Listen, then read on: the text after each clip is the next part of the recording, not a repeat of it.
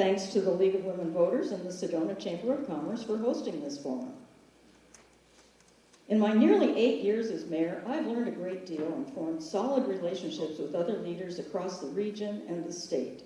I worked on 3 different committees over a period of 15 years to get Sedona incorporated so that we could make decisions for our community locally rather than in 2 different counties. We finally succeeded with an election in December of 1987 and were incorporated in January of 1988. I was appointed to the first city council and served until the end of May 1988 when I was appointed, when the first elected council took over. I also served on the Housing Commission for 6 years and the Wastewater and Effluent Disposal and Land Use Task Force for 2 years prior to running for mayor in 2014. I'm a problem solver, a negotiator, and a lifelong learner, and I've lived in Sedona for 50 years, so I know Sedona and the Verde Valley very well. Some of the recent accomplishments on my watch are the Climate Action Plan, the Sustainable Tourism Plan, the Housing Study and Action Plan, hiring a housing manager, the Emergency Preparedness Guide, hiring a transit director, acceleration of trailhead shuttles and a full transit plan, and still in process are the Forest Road Extension, citywide study of evacuation routes, the Forest Parking Garage, the Talakapaki Underpass, and the Community Plan Update. Other community involvement and more information is available on my website, mayorsandy.com. The job of the mayor and council is to set priorities and make policy which our professional staff is directed to carry out under our oversight.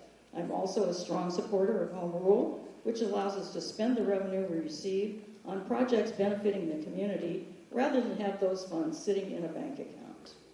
Thank you.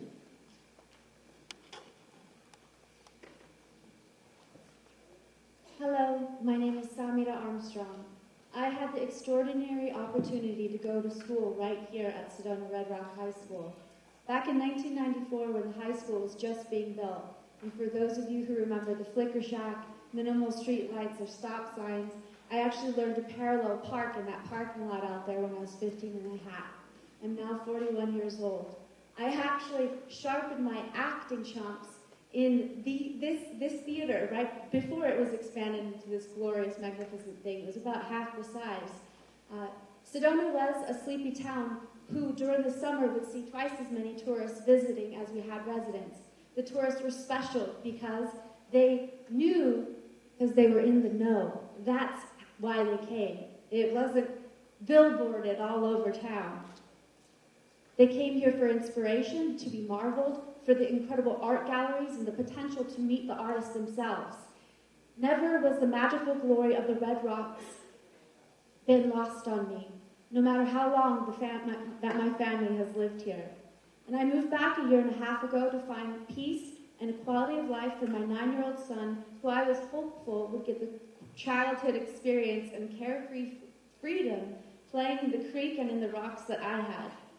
I have not been in local government since the beginning of Sedona's incorporation, and I have no decade-long track record from which you determine my effectiveness. But what I do have is a desire to stand up for my community that has been clearly led astray. We are an intuitive community, and though we are told to our face that we are wrong by leadership, or appeased to our face that we are right and finally will be advocated for, we understand deeply the deceit that has so plainly occurred.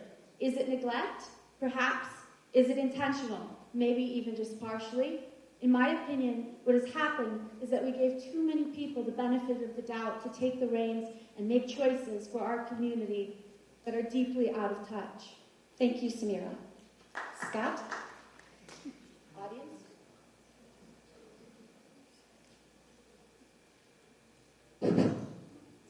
Thank you. Good evening, everyone. Thank you all for coming here tonight. I too would like to thank the League of Women Voters and the Chamber of Commerce for hosting this event tonight, something I've been looking forward to for quite some time. For those who don't know me, my name is Scott Diablo. I'm currently your Vice Mayor. I have lived in Sedona for 16 years, owned a house for 16 years, and lived here for 12.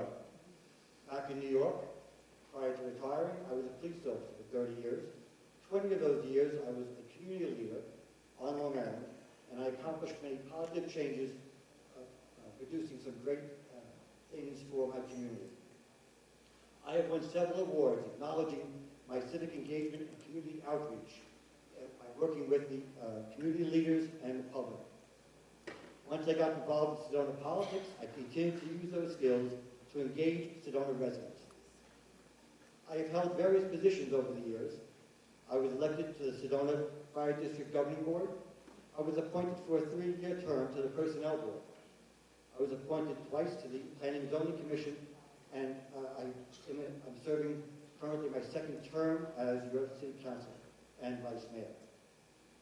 I am running for Mayor today, or this year, because of the time has come for serious change. Not in the direction we're going, because we're going in exactly the right direction, but most certainly in how we get there and how fast we can do it. Engaging and listening to the community and residents is important to me, and something I have been doing for 8 years on council. I plan to expand those opportunities for citizen engagement once I am the mayor. If you'd like some more information about me, please visit my website, 11scottmayor.com. Thank you all again. Kurt.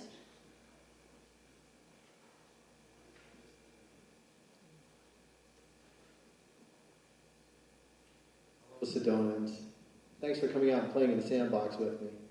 It's about time we get out and play. My name is Kurt Gelbach. I've been coming to Sedona for 54 years, and Sedona called me home 26 years ago. I would like you to go to my website, kurtforsedona.com, and read about me, because I'm not one who really wants to talk about myself, so read about me, because I've accomplished quite a bit here.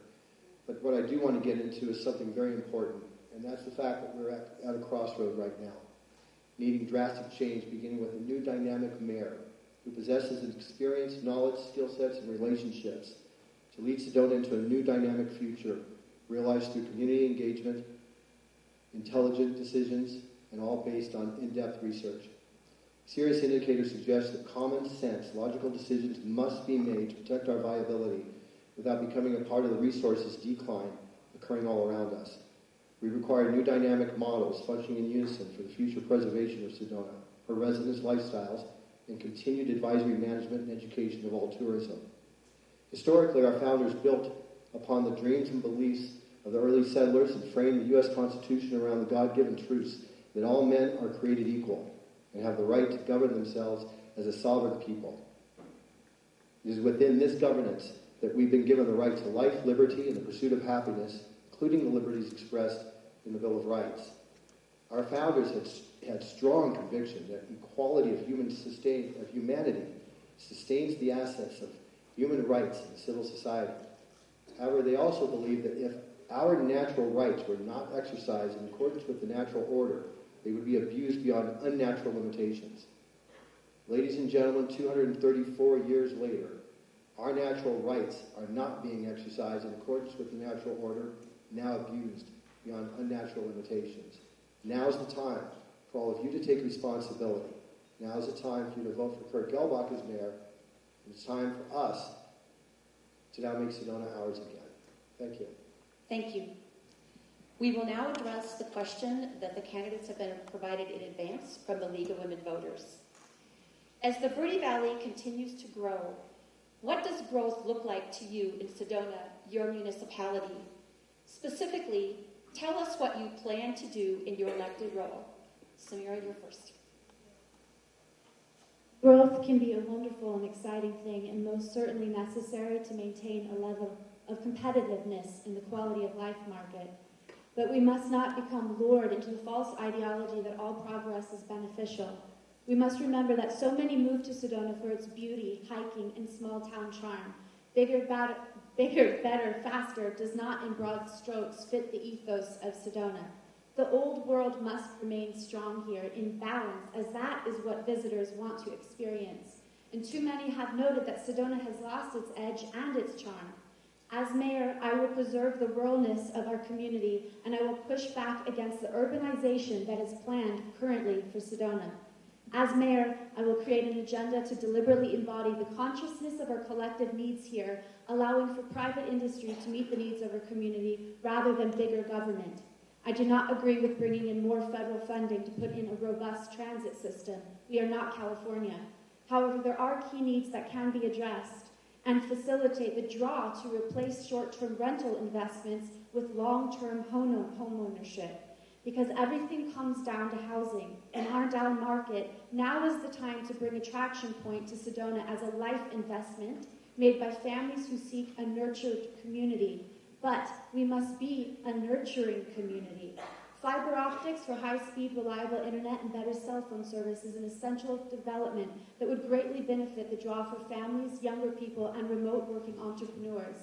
As mayor, I will make a priority to create opportunities to support our youth.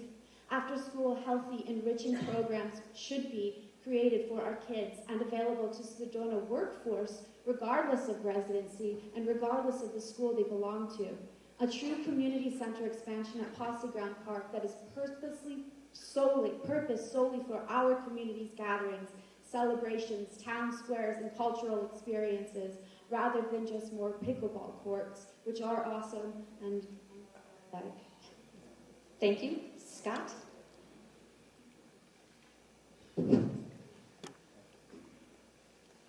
For years, we have pushed hard against short-term rentals with little success. This year, I pushed for and supported the hiring of our own lobbyists to help with this problem. After a 4-3 council vote, we hired our lobbyist that has been representing our needs in addition to the work of the League of Cities and Towns. I strongly feel that having this voice working directly for us is vitally important. This time we're having a seat at the table with other cities and towns that have the same experience with short-term rentals. We got further this year legislatively than we have before. 4 bills started the process. Yes, 3 did not advance, but 1 is. One, that is SB 1168, is ready to be signed by the governor. 1168 is not going to give us everything we want, but it's a start. I won't stop fighting until we have the authority we need to stop the devastation of corporate-owned vacation rentals in our community and having our own local control like we used to. Another area of concern that concerns me is the Yalva College. It only returns about 5% of our residents' tax money to the Verde Valley. This has been a problem for too long. We have a population that is medically underserved. I am a strong voice in protecting the healthcare services in the Verde Valley. Council recently met with Northern Arizona Healthcare about these issues, and it did not sound promising. Our mayor meets monthly with other cities and towns around the Verde Valley at a mayor-manager's monthly meeting. I plan to use that as a platform to push our neighboring cities to join us in a coalition to challenge these, take on these challenges together. By working together, we stand a better chance of saving our increasing services of our college and hospital and dealing regionally with our housing crisis and short-term rentals. Thank you.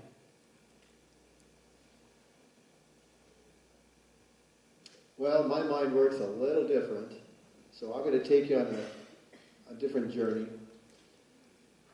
I take a step back and get above everything and take a good look at preventative measures first, and I see where our city is.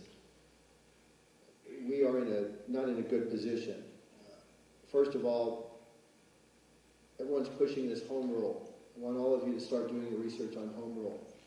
Because when I hear the mayor and the Chamber of Commerce pushing home rule, I want to know why they're doing that and whose voices they're shutting down. I'll get off of that because I just wanted to mention that. Also, I want to mention something else to all of our city council members. When I say that our city council members are responsible for things, it's not all of them. Some of the city council members that I'm seeing sitting in the audience now are not responsible. They're on board with us. Just want to make sure that's clear. I also have been working on models for the future. This is a 7-stage transportation model called Sedona Septennial. When I look at Sedona, I look at us as very, very high up, right here. I don't see us down here. Buses don't exist in my life. We need to start looking at Sedona and creating models that are very important for us as the residents, guiding the tourism. This is a 7-stage system, Sedona Septennial, designed around color therapy. It's designed to engage the tourism. When you go onto my website, you're also going to see 3 major parking structures on the transportation model. One of them is the West Corridor. Part of that design on the Western Corridor is to incentivize all tourism to get off the road, park, and be part of Sedona Gardens and Sedona Farms. If you take a good look at our resources around the world, fisheries are depleted. agricultural is depleted. We have the ability to grow over 12 million pounds of 100 varieties of vegetables and herbs with a full-time workforce housing, etc. We've also been talking to a lot of the locals here. One of those locals gave me the idea. I'll continue.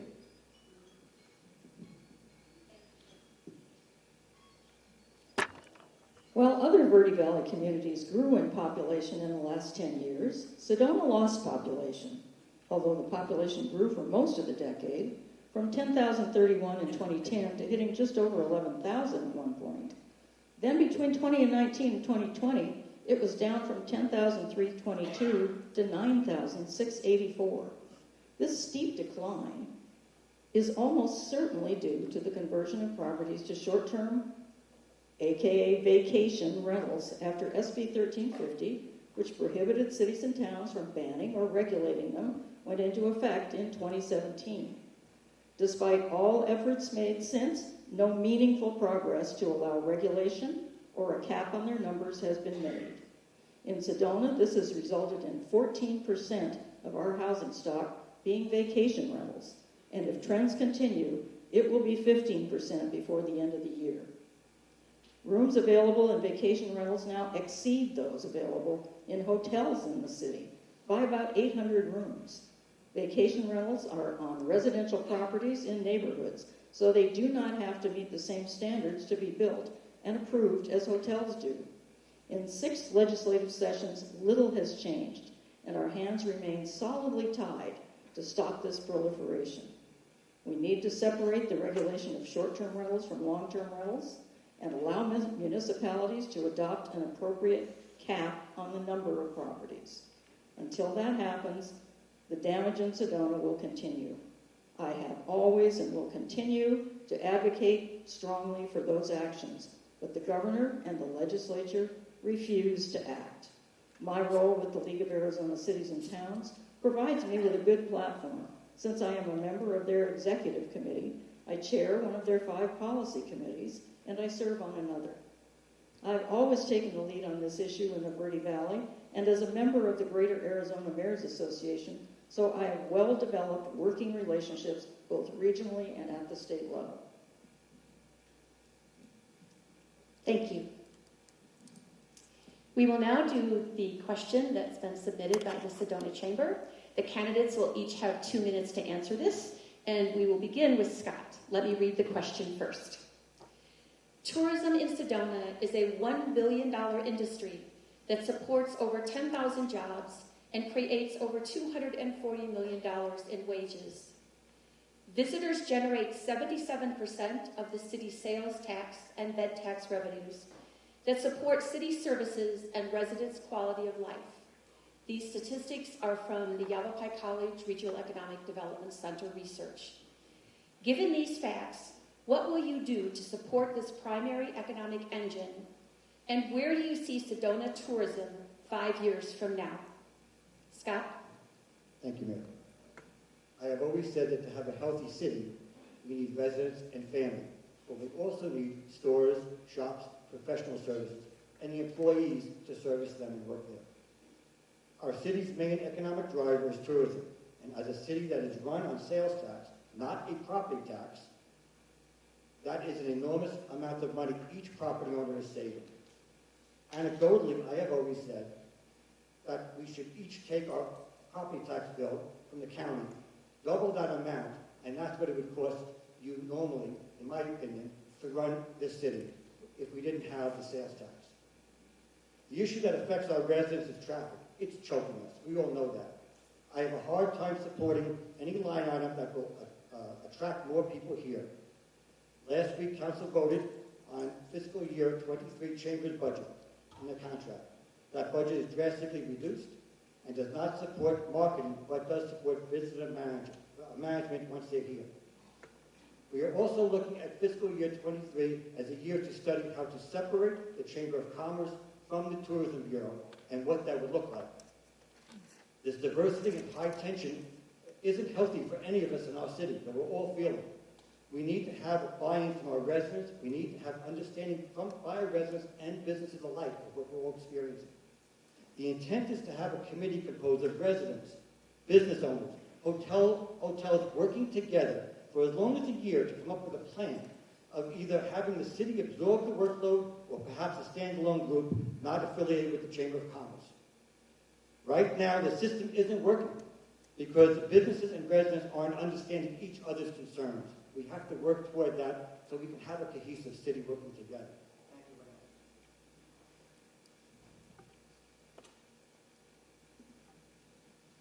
As I mentioned before, we all need to take a good look at our city and start reevaluating what we need to do as a community. One of those is to rewrite the chamber's responsibilities and get them back on track as every other chamber in the nation. But I'd also like to use them to help support us, to help guide tourism around the city. You know, you speak about these, every model that I'm designing for the city works in unison together. And it also works to eliminate all these Airbnbs. Most of you don't realize, but I like to investigate. I've investigated 3 different organizations. One is under federal investigation. One of them was the city, which nobody knows about, which is why I have so much information. The other was timeshare. I actually got inside timeshare for 2 years as a timeshare salesman. And you know I love you if I do something like that. Dear Lord. But if you'd like to shut down timeshare sales, we can do it in a heartbeat.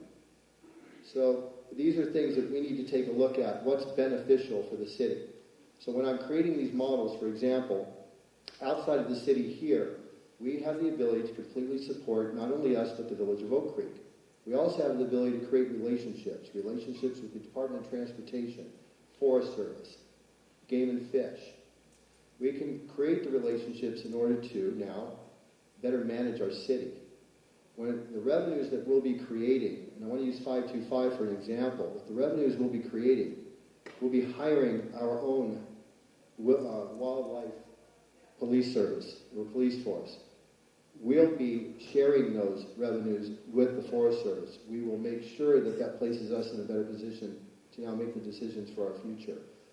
All of these models are designed to eliminate everything that we don't want, especially the traffic, but we're going to be using these models to also generate hundreds of millions of dollars of revenue. So you need to really take a good look at my website, Kurt for Sedona. I have to stop again. And if anyone would like to talk further, I've got a lot of information. Thank you. There is no question that tourism is the primary economic engine in Sedona. We continue to work on diversifying the economy, but it is unlikely that there will ever be a time when tourism takes a back seat to anything else. I believe that our relationship with the Chamber is an important one, and we have committed to examining it over the next year to consider what it should be going forward. I don't believe, as some have stated, that the legal separation of the Chamber of Commerce and the Tourism Bureau in the coming fiscal year is essential, and I don't think defunding the Chamber entirely is reasonable. The Visitors Center will still have to exist, and the Sustainable Tourism Plan is a high priority, and other elements of the current contract may certainly be appropriate for city funding. I believe it is critical to look at the many different models in a deliberate and thoughtful way and make a decision that will benefit both the city and the Chamber. I don't think we can know until we take the time needed to discover all possibilities, and along with the half-cent bed tax added in 2014, that should be on the table as well. I look forward to a productive discussion. Predicting the future of tourism in 5 years from now is difficult at best. What I know is that the Phoenix metro area is one of the fastest growing places in the country with no end in sight, and it is a 2-hour drive from Sedona, the most beautiful place on earth. I can't see tourism slowing down given that fact alone. Add to that the potential visitors from the rest of the U.S. and the world, and I feel safe to say that barring some sort of catastrophe, tourism will continue to grow. When the pandemic hit, we all thought tourism would crash and prepared for a downturn in city revenues, but the opposite happened. City sales taxes have continued to set records ever since, as cries of over-tourism ring in our ears. The Visitor Center will still have to exist, and our relationship with the Chamber will always be important. Thank you.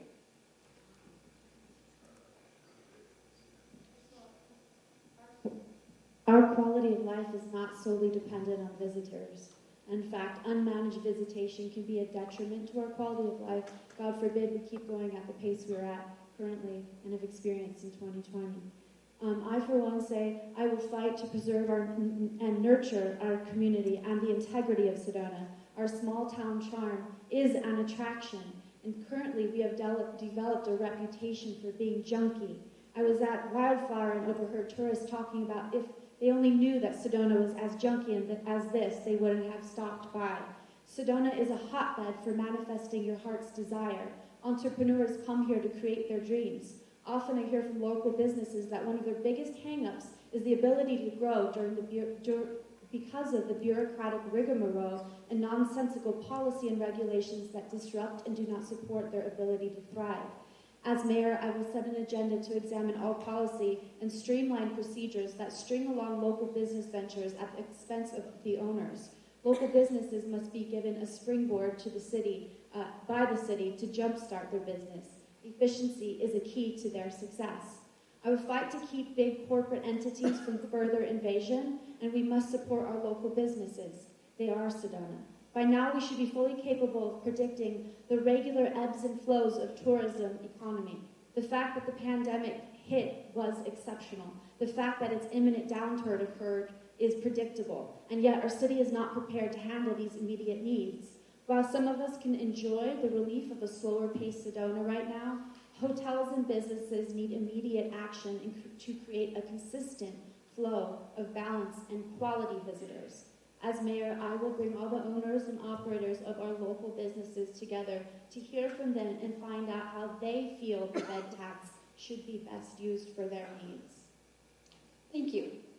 We will now move to the voter-submitted questions that we've received online over the last few weeks and the questions that you have provided this evening. The first question will be to Kurt. You will have 1 minute to answer this question. And the question is, what is your vision for Sedona? What changes do you foresee in the city's current direction essential to meeting your vision? 1 minute. An hour or two. All of these models work in unison together. All of them are designed to make sure that our way of life is not only resurrected, but safeguarded. They're also designed to make sure that we're guiding tourism. Am I answering the question? This is the vision. Yeah, thank you.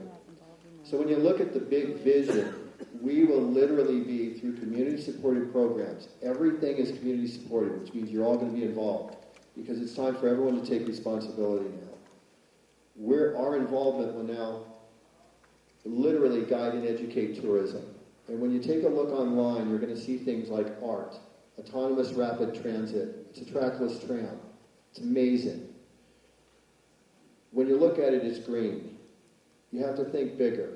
Our artists are going to paint them. So as part of the magenta or indigo line, we can paint it Starry, Starry Night. We can paint them according to what we want to do and how we want to guide our tourism. And I have so much more to say, but doggone. We're all answering that same question? Yes. Would you repeat it? I would be happy to. The question is, what is your vision for Sedona? What changes do you foresee in the city's current direction essential to meeting your vision? Well, my vision of Sedona is that Sedona remain the kind of place it is and has continued to be over the years. It's one of the most beautiful places on earth, for sure, and we need to keep it that way.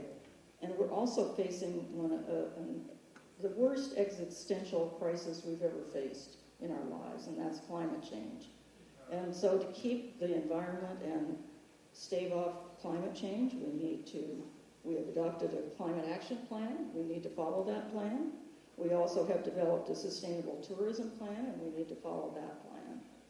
And we need to adopt home rule so we can afford all of that, because there's plenty of tax dollars coming in. But if we don't have home rule, we won't have access to them. They just sit in a bank account. So, last part of the question was what needs to change? I think the current direction is fine. I think we've got plenty ahead. We're working on transit. which will keep cars off the road. And okay, it's time to stop. Thank you. Vision for Sedona. I think we are so far off the railroad tracks right now, it's not even funny. We're at a crisis point, and it's not because of climate, it's because of the quality of life and the lack of attention that's being placed on it right now by our council. And there's a Chamber of Commerce that gets funded $1 million+ in efforts of supporting our commerce, which is necessary, but who the heck is supporting our community and our interests and our future and our health? Because these two people on either side of me have been in office for almost a decade. And yet we sit here looking for change, looking for someone to look us in the eye for the first time and say, yeah, I actually hear you, and not be stonewalled for 3 minutes in council and then never heard from again, or be heard from for hours on the phone saying for sure that you'll do something, but then vote succinctly with the mayor. Audience, would you please respect the candidates and this process? Scott? Thank you, Mayor.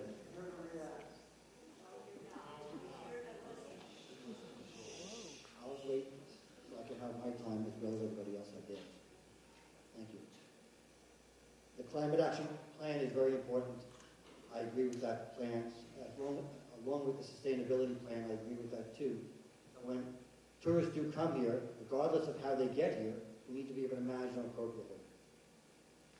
The biggest issue that we have, that I see, is having a vision. I hope through a lot of hard work on the council that we can return local control and be able to reduce the short-term rental numbers that we have now that I feel is devastating our city at every corner. We're losing our community, we're losing our workers, we're losing anybody who wants to retire here like I did, possibly you did, can't even find a house here anymore because it's being grabbed up by people investing into short-term rentals from corporations. We need to be able to return this community to the way it was 10 years ago, so it's a livable place. We need to have children back in our schools. That's vital for our community. Thank you very much. The next question, and Sandy, we will start with you, and all of the candidates will answer this question, okay?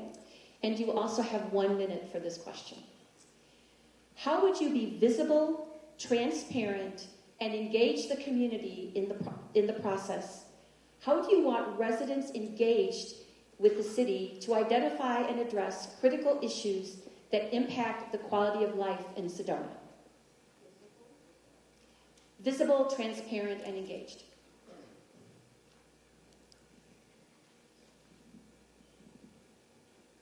Well, I have always been visible in the 8 years I've been elected. I do go to lots of events. Always have, always will. In addition to that, we're always available by email, always available by email. I read every email I get. You can come to council. You can set up a meeting with us. Any of the council members are always happy to set up a meeting. There are a number of ways you can engage through the citizen engagement program. Anytime we set up a task force on something, if you have an interest, you may get on that committee. We also send out a lot of bulletins on what the council is doing. And I'm sorry, after engage, well engage. Yeah, you can always come to council for 3 minutes. That I know it isn't a lot of time, but we do listen to everybody who comes, and you can speak on a topic if it's on the agenda. If it's not on the agenda, you speak on the call to the public. And we think we're very transparent. We have a lot of information online on our website. Thank you. The first thing you need is honesty and integrity, and not to be lied to. Transparency means that you can access information online and not to have to go digging for it, which right now is not happening. Also, the consensus that you are wrong and you're being gaslit to believe that your experience is inaccurate and really actually we're very approachable. We all know that's not true. Maybe a select few are to be able to be approached easily, but for the general community, the cry is loud. We are being ignored, and that's why people are so upset. Because I go to these council meetings and I see them debate oh, the city thinks this. The city can't possibly think this. That's not what they're doing. Well, that's because there's a lack of communication. You shouldn't have to go to a website to do this and get this or go on this committee. That should be very transparent. This is a small town of 9,700 or so people. Everyone should be knowing what's going on. It shouldn't be secondhand, and it shouldn't be through the grapevine as it usually is. Scott?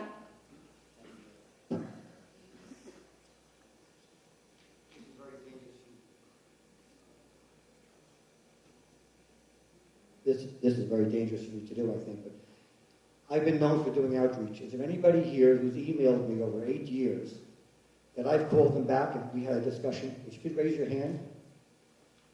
That's a lot of people. I appreciate that, and thank you very much. I have spent 8 years doing outreach. Like I told you in my opening statement, I have engaged with people. I learned about that on Long Island.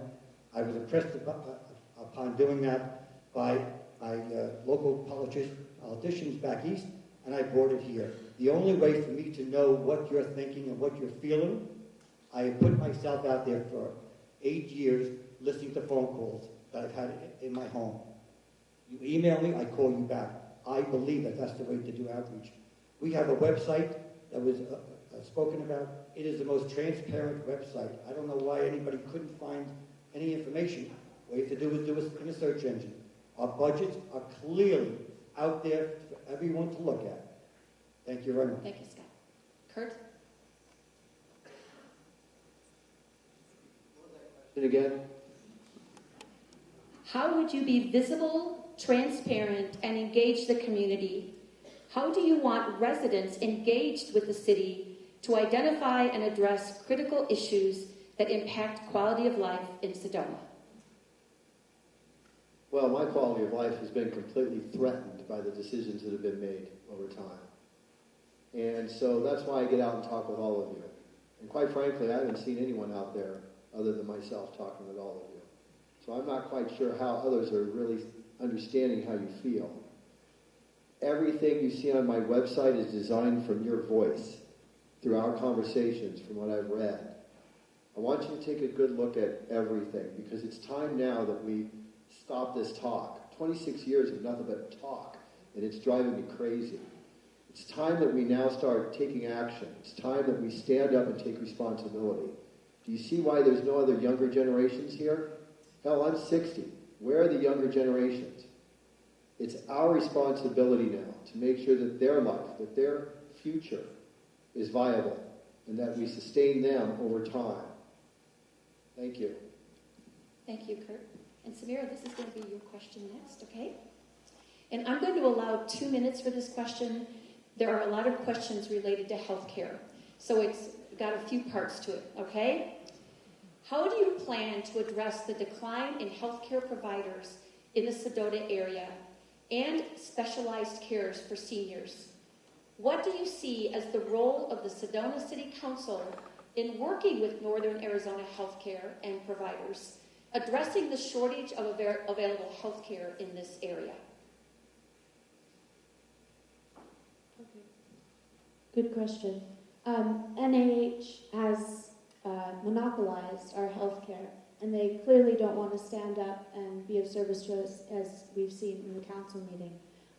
We need to look for alternatives to healthcare and tailor it to our residents, which, you know, the old days, they had doctors that would come to your house. Is that not a good idea? Because our doctor does that. Concierge doctor, they call it. Yeah. So opening it up to other hospital services, like Honor Health, if NAH doesn't want to be competitive within this market, we need to allow them to move on. We have to look at opportunities to bring in housing for healthcare workers. Obviously, that's an issue around town, regardless what industry we're in. And also, there's other doctor services that maybe we wouldn't traditionally have looked at, like naturopaths that are in our community as well. This is obviously a very important subject, considering the demographic that lives here. We need healthcare. I had a grandmother who lived here but had to leave because Flagstaff was too far away.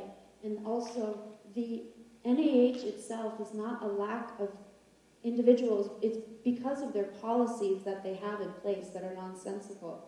My son's hit his head at the hospital here. They marked him as COVID positive because he had a headache. These are things that are widespread. They're dysfunctional, and it leads to people leaving their facilities. So we have to look at healthcare through a new lens, rather than just trying to make the same old square fit into a whole peg. Thank you. Scott? Thank you, Mayor. As I alluded to before, NAH presented to council recently, past couple of weeks ago. It did not look good for the Verde Valley or for us in Sedona. But they are their own entity. We don't control what they do. We don't control their budget. We have no official say in how they manage their hospital. So it's important that if we could build a collaborative with the other cities and towns in the Verde Valley to work together to impress upon Northern Arizona healthcare of our needs here. It was evident that they're losing doctors, and they gave reasons for that, the loss, and they said many doctors were retiring. And I mentioned to them that I knew several doctors that are now working at Arizona Flagstaff Bone and Joint. So they didn't retire, they didn't leave, they're just moving on. I said, that says something. You need to look at yourself and see what you can do to help us. They're still considering removing the emergency room and turning it into an hourly, what's the name of it? Urgent care. We won't have 24-hour service anymore. That's really downgrading for us, and most of us are getting older. We need to have a facility here and not have to depend on Cottonwood, which, by the way, will be downgraded to just elective surgeries and not for emergency, high-end cardiac or other type of medical services. You'd have to go to Flagstaff for that. It's just not what we're used to, not what we deserve, and not what we were promised years ago. But I would work as a collaboration with the other cities and towns to try to keep the services here, or, if possible, to impress upon Northern Arizona to sell what they have here in the Verde Valley. Thank you. Kurt? Relationships, relationships, relationships. I don't think our city has created very many relationships, and that's something that's very important. In fact, I've been talking, this is a letter that I've been working on, or actually have sent to Dr. Shapiro, who engaged me in conversation. And when you think about what happened in the city council meeting, that's not how you create a relationship. I don't know if any of you were there, but there was a land grab that started happening. You don't tell others that you want their land. You work together in creating a plan for the future. They have 34 acres around that hospital, but I can guarantee you we're not going to shut that hospital down, because there's a very important golden hour, and there's a very important time that many of you may need stabilization before you get transferred anywhere else. I'm an ex-firefighter with the city of Sedona. We need this in place. Another thing that we need in place when I'm looking at these age demographics is another model that I created for an independent living community. Do any of you know where you're going to be going as you transition through your home and out of your home? I doubt it. You probably don't have a plan. Well, I do. I have one for you. We're going to keep you here. We're going to take care of you. We're going to make sure that you live life and not worry about where you're going to be going next or getting kicked out of some community. Took care of my mother for 10 years. I will never let anything happen to you. So these are things that we need to take a good look at. Good plans, good models, and relationships. These relationships will allow us to successfully move Sedona into the future. And I'll stop early on that one. Thank you. We actually do have a relationship with Northern Arizona Healthcare and with Spectrum, who is also a critical provider. And we just did what they said at the council meeting is not the only thing that we've ever talked to them about. I am in touch with Flo Spiro, the chief executive with the hospital, on a regular basis. And they were willing to come and speak to us at council, so I did not get the impression that they absolutely said, we aren't going to release that property. I think it's negotiable. I think we can talk to them about, they do have a lot of property there. We would like it if they would build some housing, because housing for their staff is always going to be an issue when they bring new doctors to town, and they are hiring. And this is a cycle when people get out of med school, and they are expecting to be hiring people now, right around this time. I think at the end of July, they said. So they are working on it. We don't own them. We don't have a financial relationship with them. But we do work with them on a regular basis. The ED it's unusual to have an ED that is a standalone ED. They're generally in connection with a hospital, and that's the way they work best. But these days, ambulances are so high-tech that it's almost better, it really is better to just if you have a serious injury, get in the ambulance and go to the hospital, and because they will take very good care of you. They have a lot of equipment on that ambulance, and they'll get you to where you need to be if you have to have more surgery with more doctors and equipment. So I will just stop right there.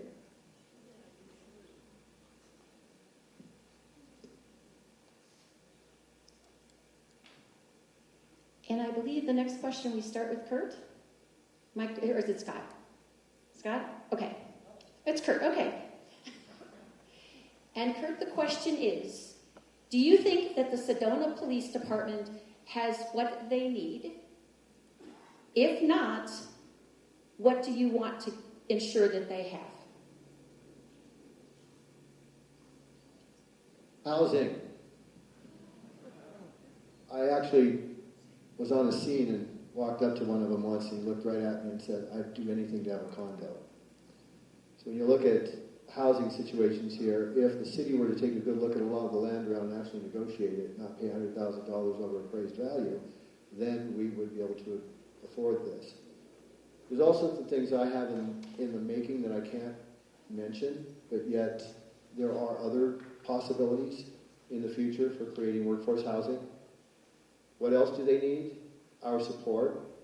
I want us to make sure that we're always supporting them. I just met, and I don't see where he is here, but there is a police officer here who has created a wonderful relationship with the younger generations here, and I'm very proud of him for that, because that is a very difficult thing to do. Is it Rodriguez? Officer Rodriguez, is he here? Anyways, praising you, and you're not here. I have 1 minute left. What else would we do for our police department? Something I would like to take a good look at also, because I'm always looking at, obviously, expenditures, but they're leasing automobiles, and they're driving them home. Cottonwood, and I understand there may be even a police officer in Tucson, so at the end of these leases, there's a lot of money that's going to be used for those mileage and everything else. But there's many things that I want to look at the police department. It looks like they're in pretty good shape other than this, other than what I just mentioned. So that's it. I'd like to get them housing. So I believe the question is, does the police department have what they need? Is that it? As far as I know, they do pretty much have what they need. They come to us every year with a budget request during the regular budget process. And if they're unhappy or if they don't think they have something they need, they ask. And I don't believe we've done anything but give them pretty much what they ask for if they tell us they need it. I couldn't quite understand what Kurt was saying about driving the cars home. My recollection is we do allow them to do that. I could be wrong, but I think that's the case. But we've done community policing for many years in this community. It's a tradition in Sedona. That is what the chief believes in, and he asks for the resources he needs, and we have been, I believe, giving him what he needs. So I think they do have what they need. Again, there's a need for housing in every industry in this valley. So anything we can do along affordable housing lines would always be good for new hires. But I believe they have what they need. I spoke with Chief Husted, and I think I can say this because he's leaving, but they do not have community policing. That's what he would like to have, and we need more police officers to do that. In fact, if we had enough police officers, each neighborhood could have their own police officers and truly be community policing, which would be being engaged with the community before a mishap takes place. But that involves more one-on-one neighborhood interactions. And right now they're running from one end of the city to the other with not enough time and not enough people and not enough resources to manage the entire city. And that's just a fact, especially when traffic is at a standstill or there's a bottleneck at the 179 or the Y. We need to, and Chief Husid wanted to ask for more police officers, but he didn't want to push the bucket. I guess he's a nice conservative man. But it's imperative in this time of where we're heading with our economy and where the world is heading, we need to have as many strong, fulfilled resources, and equipped and trained police officers within our community and not hamstring them from doing their job, which is what's currently happening. We cannot ask them to not take action because of, oh, we don't want to hurt the tourists' feelings. We have to make sure that the people who are homeless are given the resources that they're required and not let there's a thing called the broken window theory.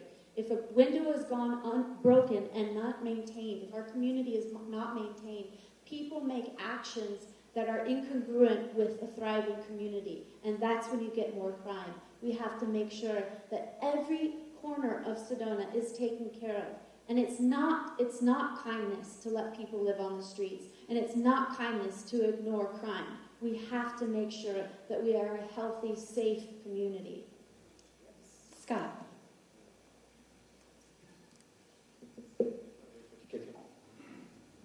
As a retired police officer, I always keep my eyes on our police department.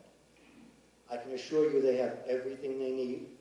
They have asked to expand their police precinct building because it was never designed to be a police precinct. It was designed as an office. So about a year ago, we approved the budget to expand their facility into a courtyard and into the courthouse next door. There was mentioned about take-home cars. Yes, they have take-home cars. We want our officers to be able to respond. They do, well, many don't. Well, I don't think anybody but the police chief can afford to live in Sedona, which is a problem that we have to work on. They live nearby. They want to be able to drive to work, and they respond off hours, and they can take action on their way to work and going home from work. But they are very well budgeted. I don't recall in the 8 years I'm on council that we've ever denied them anything, because emergency service is critical. And when we talk about emergency response and access and evacuation, we need a good, well-equipped police department. I can assure you that they are well-equipped. They don't pick and choose who they do enforcement on. They don't pick on residents over tourists. I actually asked that question years ago because somebody asked me on one of the phone calls I had, and that just does not happen because I look at the stats. I look at the computer printouts, and it does not happen.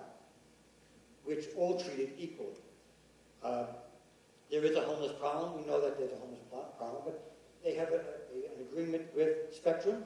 That's the proper way to treat the homeless situation. It's professional, it's humane, and our police department is very professional in the way they do their job and the way they treat homeless. Thank you very much. Thank you. Sandy, you'll be up next for this next question. And the question is, and you'll have 1 minute to do this. I'm going to start doing 1-minute questions so we can do more questions, okay? Are you aware of the water situation in Sedona?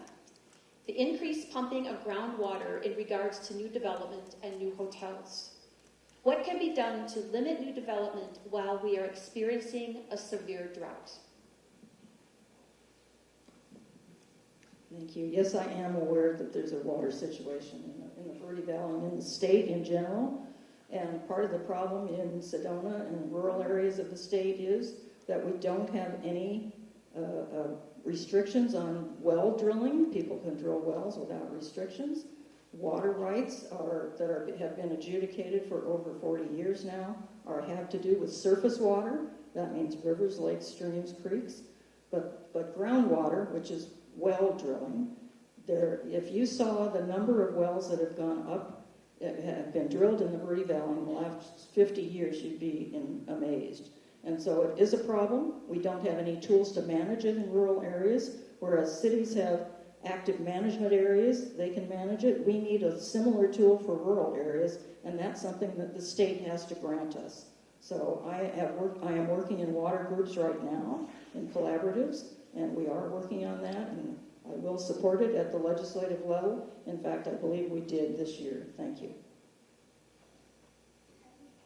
I think that it's unfortunate that we don't know exactly where we stand with our water. The city has admitted last night that there is no indication of how much we have, how little we have, where the drought's coming from, how we're going to have to fight for our water rights. That's information that should be noted on a regular basis. We need to know when giving approval for any sort of development how much we can build based on what accessibility to water we have. In 1994, when we bought our family house, we were told, don't worry for the expansion for Sedona's growth. There will be an inability to do so because of lack of water. Now, 28 years later, we've somehow maintained a steady growth of development without any consciousness, specifically considering the last 10 years, these lovely individuals who have been in the forefront of our council have yet to grab the tools necessary to determine where exactly we are. We need to do that months, years ago. Scott. Thank you. We all know we don't own our own water here. We have Arizona water and Oak Creek water with a New York accent. But we can do what we can to reduce water use. Our sustainability plan addresses water usage. If we can use gray water, it would be very helpful.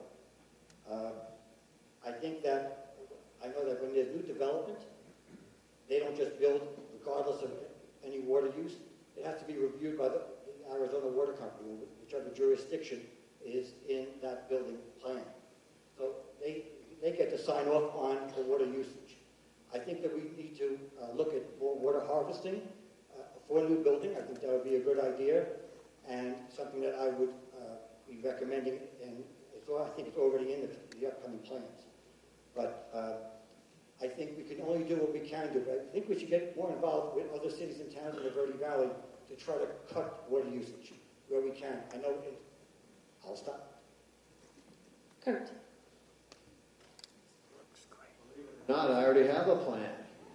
All right. Frank Tunnel's a good friend of mine. He built Anthem. Are you familiar with the town Anthem? 33 miles north of Phoenix. It's all built around reclaimed water. So all the lakes, all the waterfalls, all the parks, everything you can see in there is all built around reclaimed water. I showed him the model for Sedona Farm, Sedona Gardens. And it was kind of a joke because my friend said, don't show him. And when I did, he basically fell to the ground and said, I'm going to build this for you.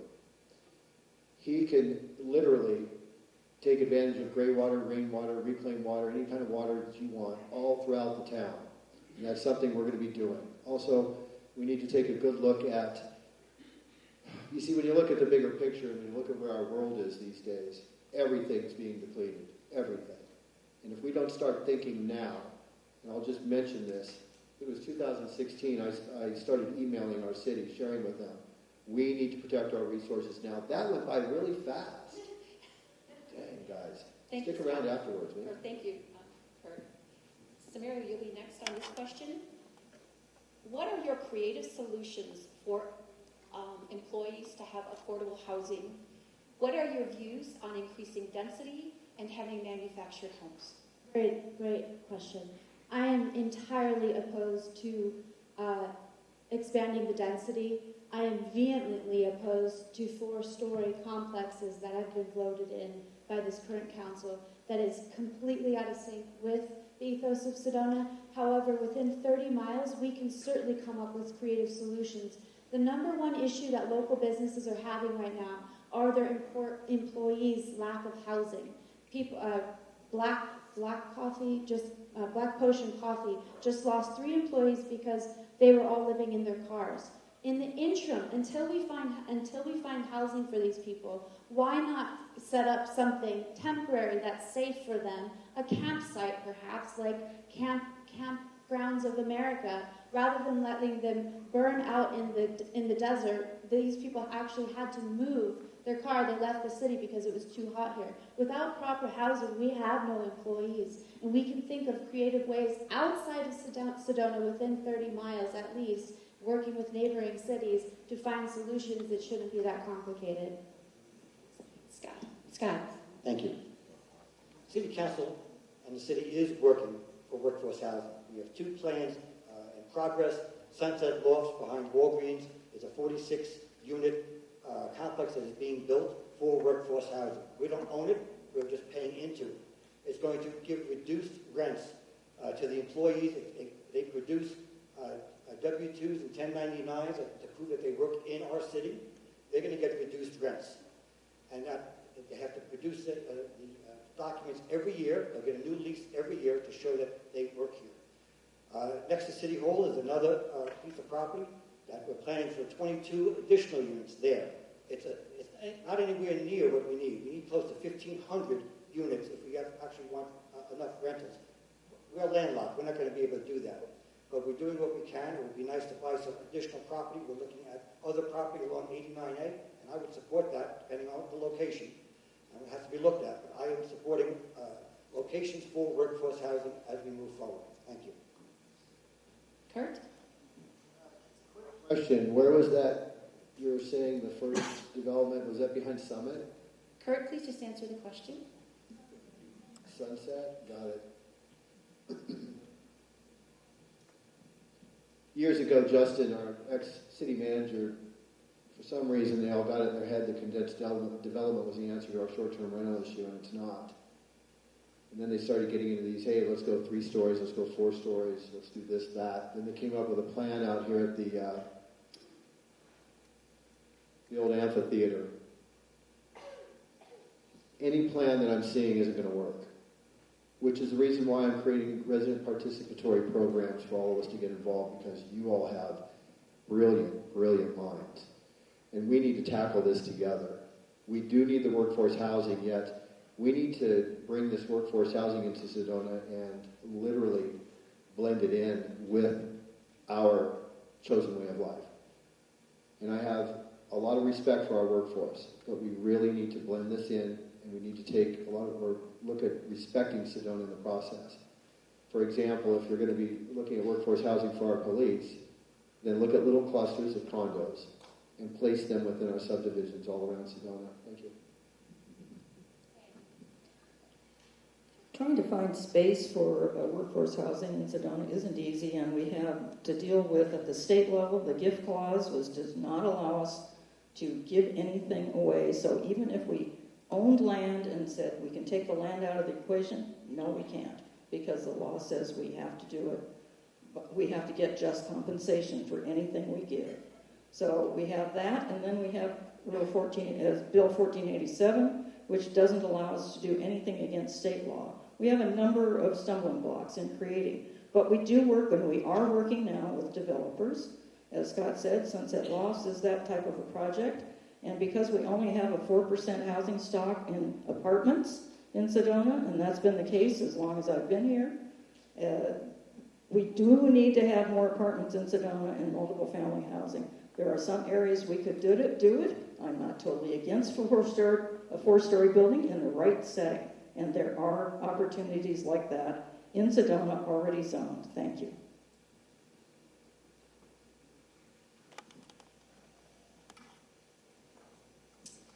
The next question, I'll start with you, Scott. Will you vote yes or no on home rule? Please explain. You have 1 minute. It's very simple. Absolutely, positively, yes on home rule. It's very interesting to me that people are looking to say no. We had a problem with local control. We had the state pull local control from us. This is one opportunity where we have our local control. We set our budgets. And yes, sometimes they're high. The current budget is over $100 million for the first time, but there's a lot of infrastructure as part of that budget. We need infrastructure, workforce, housing, traffic, and such. it would be ridiculous to have money coming in. Remember I talked about running the city on sales tax? Well, all that sales tax continues to come in. That's 75% of the sales tax that comes in by tourists, and it can't be spent on anything. And it would be at a cap that would be given by the state. And yes, there could be one override, but people seem to think that they could do an override and pick and choose what they want to do. You can't pick and choose in a budget. You either vote for a budget or not for a budget. But yes, on home rule. Kurt. Wow, I've been investigating this city for a long time, and I can't figure out that one piece to this puzzle. And that one piece was, why are our voices being shut down? Couldn't figure that out. Why is no one listening to us? Donna Joy and Shelley Evans have put a group together, Sedona.1.com, spelt out. They're finding the facts. They're finding the truth. I have a strange feeling, and I haven't researched this completely yet, but I have a very strange feeling that home rule is exactly how they're shutting your mouth and controlling this city. So we need to research this and research it quick, because I believe this is where our voice is not being heard, and this is where our voice will be heard when we vote no on home rule. Now, this is one subject matter that I still have to research, but this is a very serious subject matter, because if they're going to shut our voices down, I'm not going to be really happy myself, and you wouldn't be either. So we need to take a good look at this.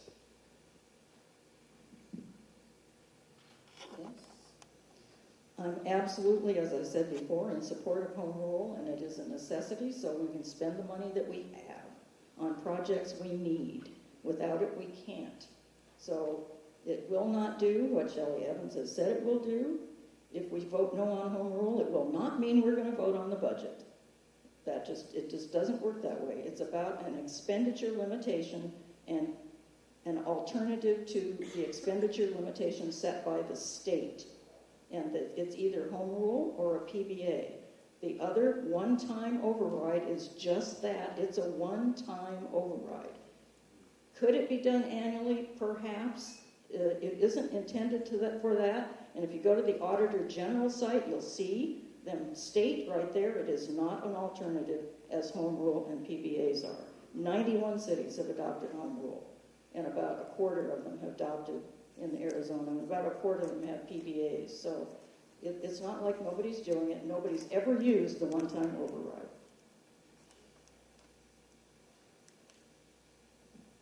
If you do more than just go to the website, but you actually call the general auditor, you can find out even more information.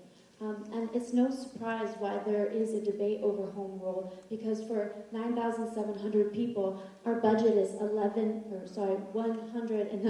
$10 million. How did that happen? It happened because we had the ability to spend our little hearts away on whatever pet projects we magically came up with.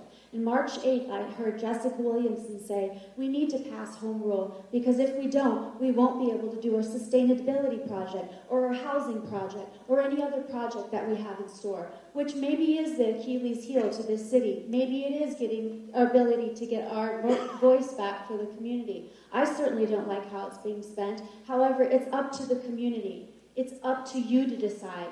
And with whatever vote you have, I, as your mayor, will work with the outcome.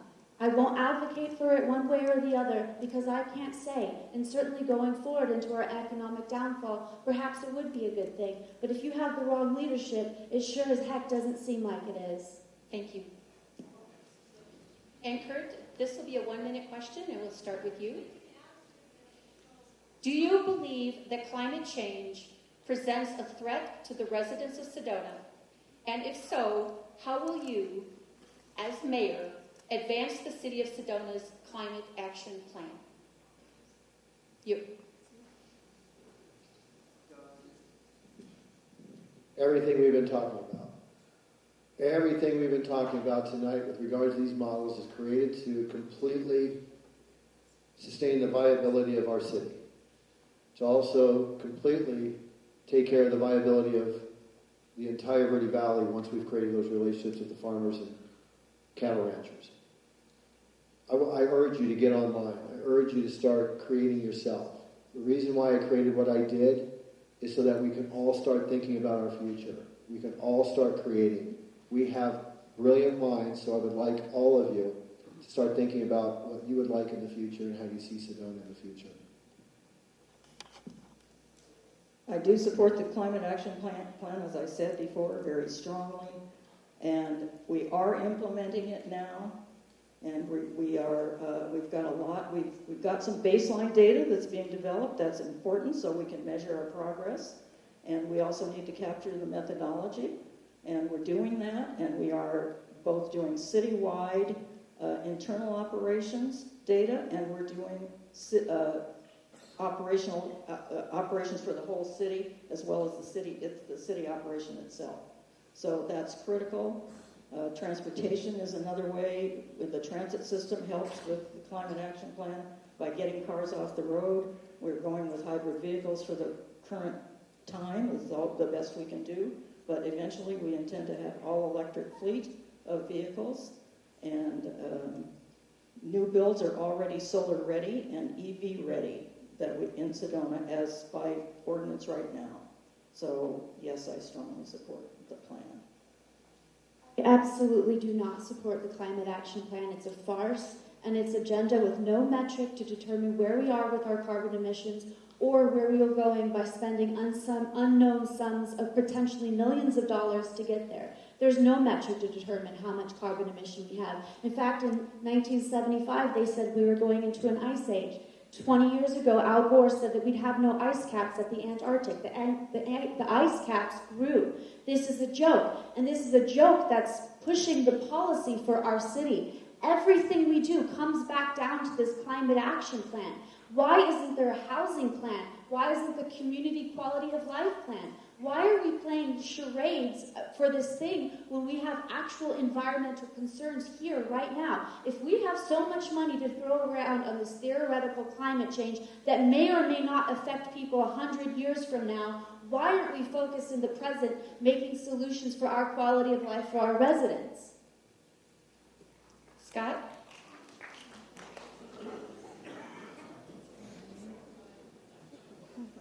I, too, support the Climate Action Plan. I believe that by reducing greenhouse gas by 50% by 2030 at facilities owned by the city is a great start.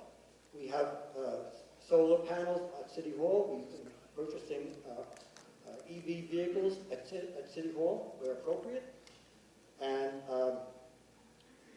one important step to move forward, we hired a sustainable manager who's doing a fantastic job, and such a good job, in fact, that we increased her staff to 2, so she's no longer working by herself. I think that we need to do what we can, again, for gray water and reduce water usage as well, but we need to take care of our environment as best we can. Thank you very much. Thank you. The next question, and it will be 1 minute, and Sandy, we will start with you. Why should people in Sedona trust you?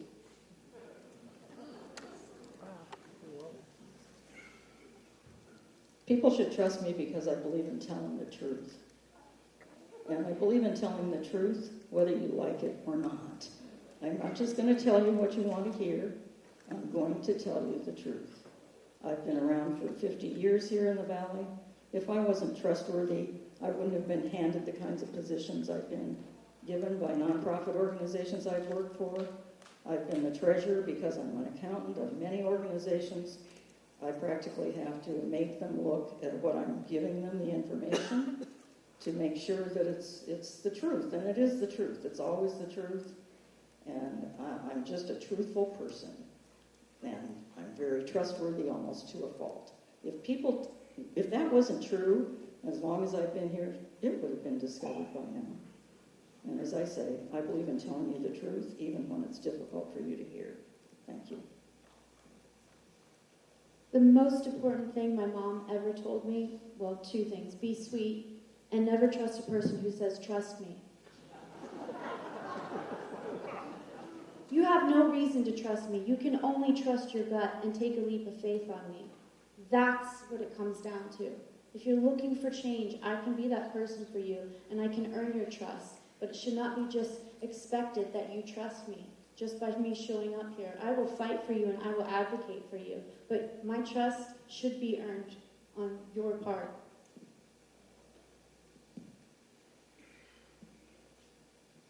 For those who know me, you know I'm a very transparent person. What you see is what you get. I'm a New Yorker through and through, and actually a Long Islander through and through. So I'm very transparent with what I say. When I call people up on the phone, and when I meet with HOA, and when I meet with business owners, I explain to them at the beginning of our conversation, I'm here to talk to you, I'm here to listen to you, I'm here to learn from you. It doesn't necessarily mean you're going to get what you want, but I hope you're going to leave the conversation knowing that you were heard. And I've learned from you, and you've learned from me. I take the information that I learn, and I move it forward. And I try to do the best I can for our city. I'm not going to say to you, trust me. Those who know me know that I produce what I say I'm going to produce to show you that I'm an honest person. I wouldn't have been in law enforcement for over 30 years and then held the position I've held if I wasn't an honest person. Otherwise, you'd see me in the back of a buckboard running out of town. So I can assure you, I'm an honest person. Thank you. Kurt. I really don't care if you trust me or not. Honestly, my 26 years here have proven to all of you that you can trust me. So I don't think about that. In fact, I had to stand up in front of a planning and zoning commission meeting one day and let the city employees have it, because 26 years ago I started working with them when I started developing a few homes here. Not once did I ever deceive them, not once have I ever lied to them. And I don't know of any person in this town or in this country that can come up to me and tell me that I've deceived them or ever lied to them. As you all know, I'm extremely transparent. As you all know, I have investigated. I know a lot of things about this town. And I know a lot of things about the people sitting at this table. I don't threaten anyone. And I will never lie to you, and I will never deceive you. Once I'm in the mayor's position, we are going to come together as a community. And we are going to move this city forward in the correct direction. Thank you. Thank you, Kurt. We've reached the time of the program this evening for closing statements. As you can imagine, we still had some questions that we did not get to answer. So I hope that you'll be able to ask the candidates on your own time some of those questions, or in some of the other forums that I know that are scheduled throughout Sedona. We will go backwards for closing statements. So Kurt, you're on first. You get 1 minute. 1 minute for closing statement.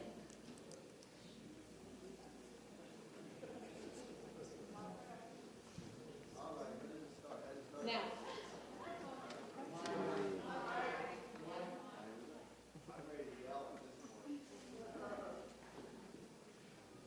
All right, I'm going to have to keep it short and choose.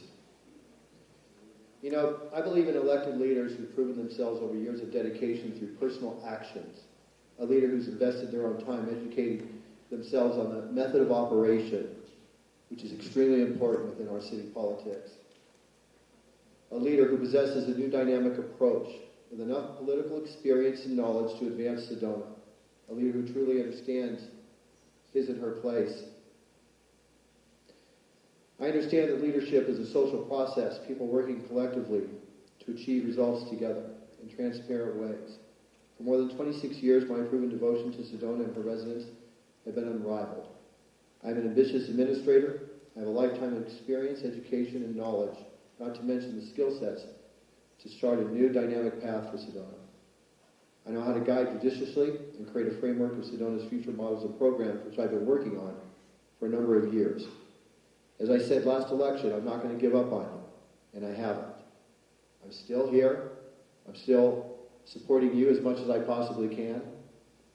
And make sure you vote for Kurt Gelbach in this upcoming election. We need Sedona back. And if you want your city back, then vote for Kurt. Thank you, Kurt. Scott. I agree. We need our city back, but we need it back from the state.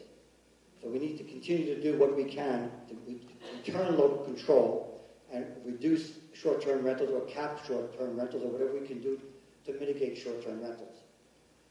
I said before that I have a different approach to outreach. One of those is to take the show on the road. I would like to take 1 or 2 councilors with me and have meetings around the community. Something, a town hall meetings that we used to do years ago. On council, I have been a strong voice for the issues that we have discussed tonight, and on so many of them. I work behind the scenes, attending numerous meetings, studying the challenges confronting our community. I work directly with our residents, and I want to hear from you. And I'm interested in, as I have been in the past 8 years, that if you are interested in learning more about me, call me at home. I put my home phone number out there for people to call me, 928-239-1720. I'm proud to do that. People say I'm crazy, but I haven't been disappointed yet. Or go to my website, electscottmayor.com. Thank you all, and I look forward to your vote on August 2nd. Thank you, Scott. Samira. You have a home phone.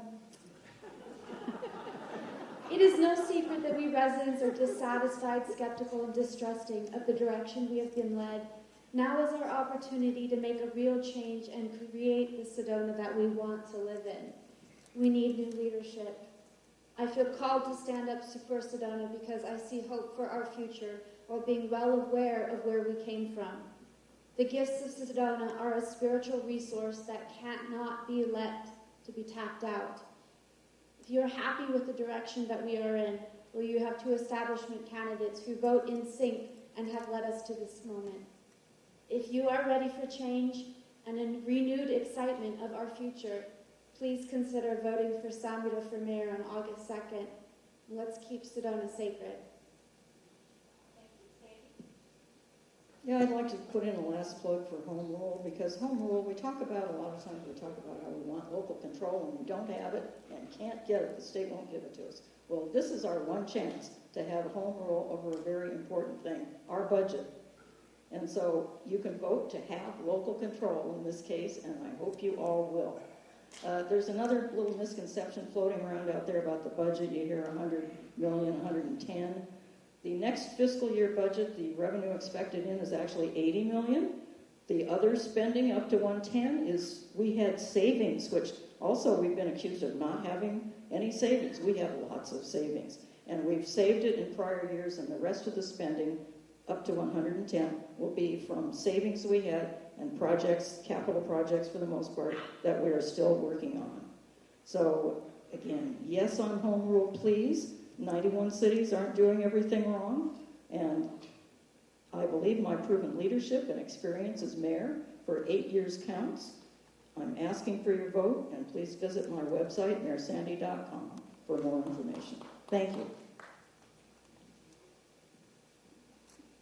And I think this would be a wonderful time to applaud all of the candidates.